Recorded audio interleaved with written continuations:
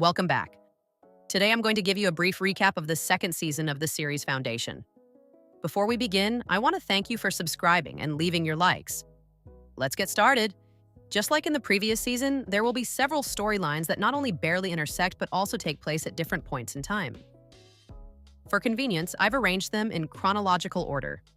Hardin and Gaal share their stories with each other and then decide to study the Prime Radiant. Gaal explains that she placed inside it the very same artificial intelligence of Harvey Seldon that she saw on the ship at the end of the previous season, and then shut him down while she traveled here. Gaal also reveals that because she didn't create the second foundation and chose to leave, Seldon's predictions diverged from their intended path. If crises were originally supposed to occur only periodically, now they will happen continuously. This problem must be solved, or the Dark Ages threatening the galaxy may never end. The next day, they raise Hardin's starship from the bottom of the ocean.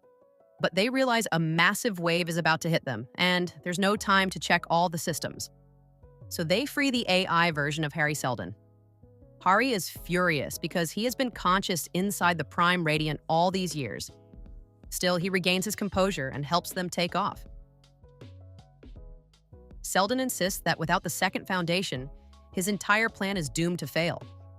Gaal decides to use her ability to look into the future. She jumps 150 years ahead and sees herself being hunted by a powerful telepath named the Mule, who is the source of the coming darkness in the galaxy. She also sees Hardin dead and discovers that the second foundation will be created on a distant planet called Ignis. But before heading there, they visit a former mining colony with no signs of life. Seldon leads Gaal to an old abandoned temple where they're met by Harvey's former colleague, Kala. Seldon is shocked. He believed she was dead, but Kala claims that she essentially is the Prime Radiant. Kala insists she is their ally. She takes Harvey's AI and lets Gaal leave. However, when Gaal and Hardin take off, they notice a living person on the palm of the giant statue carved into the rock. When they approach, they realize it's Harvey Seldon. They bring him aboard, but he cannot explain how he ended up in this form. Gaal assumes he was cloned and that the memories of the AI were implanted into his mind. Sometime later, they land on Ignis, where they encounter a tribe of mentalics, people with telepathic and other psychic abilities.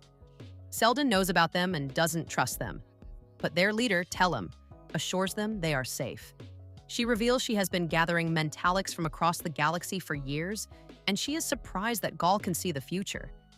Telem already knows about their plan to create the second foundation and claims she won't interfere. But soon it becomes clear she intentionally lured Gaal to this planet. Telem wants to transfer her consciousness into Gaal's body, something she has done many times before, becoming stronger with each transfer. But the heroes manage to stop her through trickery. Earlier, in order to oppose Telem, Hardin uses the Prime Radiant to communicate with the vault on Terminus. It turns out there are actually two Radiants, essentially one object existing in superposition, present in two different places simultaneously. Because of this, one Radiant can communicate with the other. One is with Hardin, the second is on Terminus. Each contained its own AI version of Harvey Seldon. Hardin contacts the AI on Terminus, and he immediately understands what's happening, even though theoretically he shouldn't know anything about the second foundation. Hardin also tells him about a man named Hober Mallow, someone Gaal saw in her visions, playing a key role in the fall of the Empire. It has been 173 years since Seldon's exile to Terminus. The galaxy is ruled by a new brother Day, Cleon 17, who is secretly sleeping with Demerzel, though no one can know about it. One day he is attacked by assassins. Day and Demerzel manage to fight them off, but Day is mortally wounded.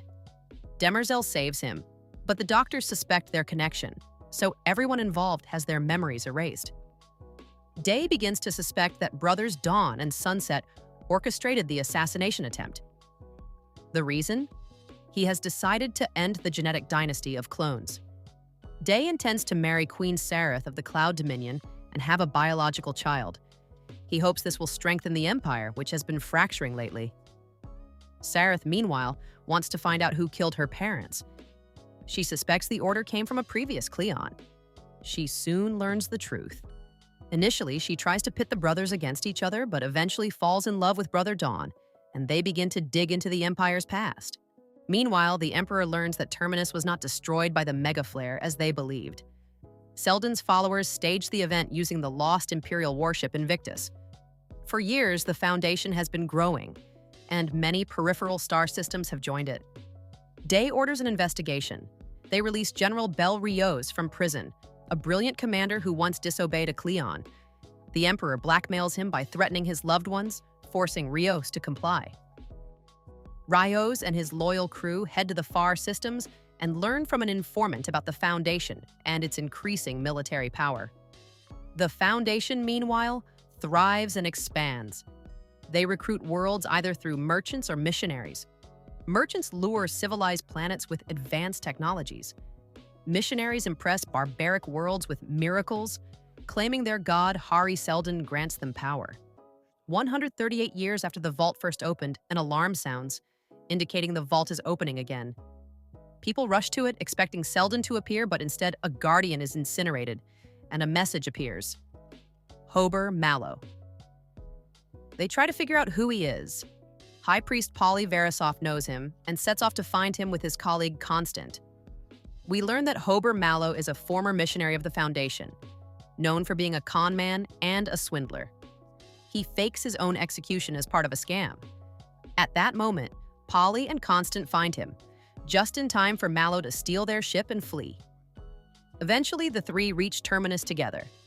Mallow, Polly, Constant, and the director of the Foundation enter the vault where time flows differently. Inside, they meet the physical projection of Seldon's AI. He gives the missionaries the task of initiating peaceful negotiations with the Empire and assigns Hober a separate mission: to locate the Spacers' hive ship and deliver a message from Seldon. Spacers are a highly advanced race descended from humans who left inhabited space long ago. They possess extremely advanced technologies but serve the Empire. Without Spacers, the Empire cannot travel through the galaxy using jump drives. The Spacers can remain conscious during jumps, while humans cannot.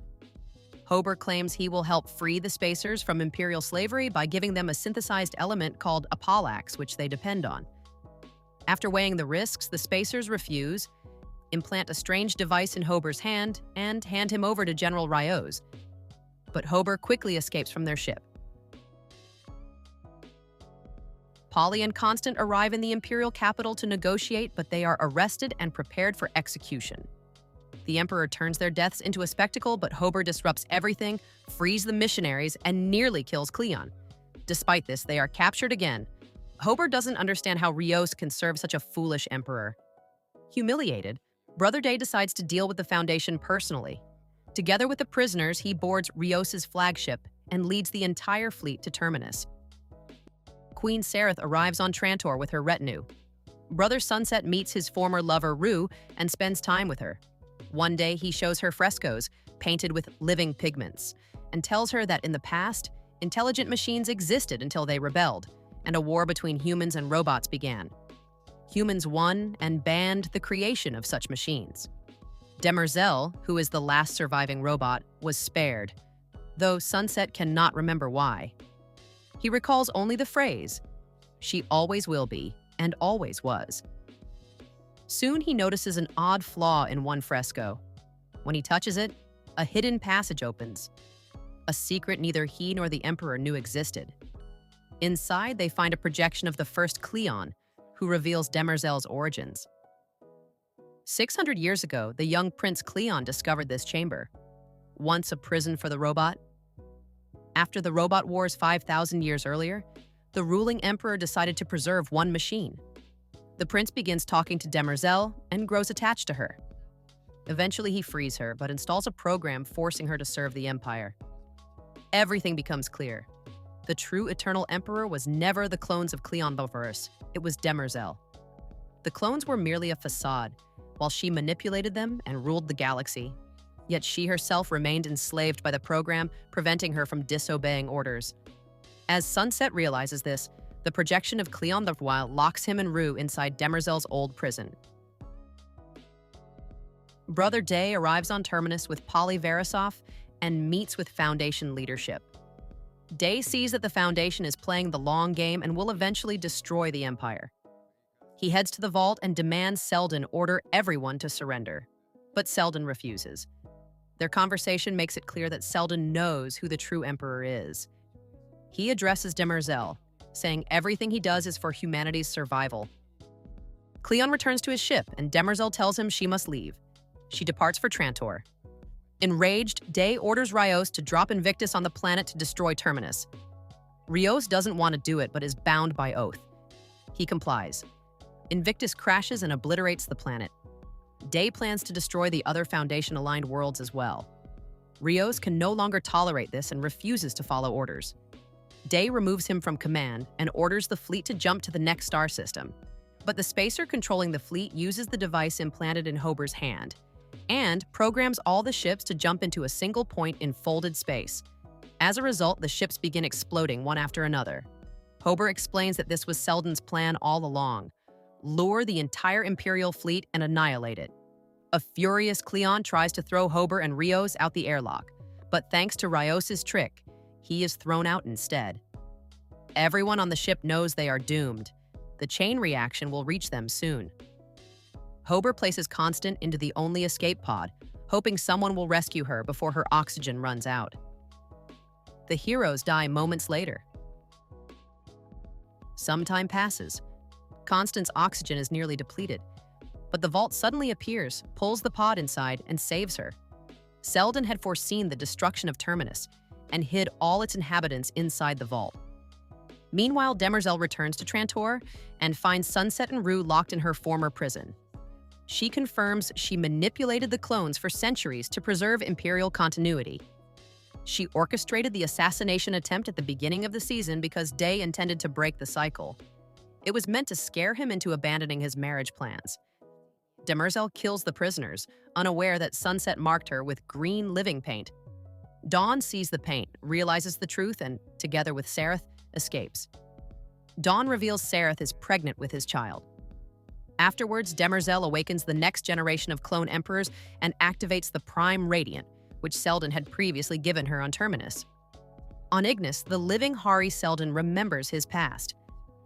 When he first began developing psychohistory, he worked alongside a woman named Yana, whom he loved. They created the prototype of the Prime Radiant, but Imperial agents tried to seize it. Yana was killed, and Seldon developed deep hatred for the Empire.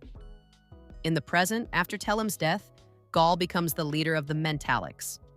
But Telem secretly embedded a fragment of herself into a young boy who kills Hardin. They perform a funeral ritual and burn her body. Gaal and Seldon decide to enter cryosleep and awaken periodically to help the Foundation through future crises. 150 years later, the powerful telepath Mule senses that Gaal is coming for him and decides to stop her. The end of Season 2. Thank you for watching. If you enjoyed this video, please give it a like and subscribe so you don't miss new in-depth recaps. Let me know in the comments which storyline captivated you the most: Seldon's psychohistory, the Clone Dynasty, or the Tale of the Mentalics. See you next time. Stay with us.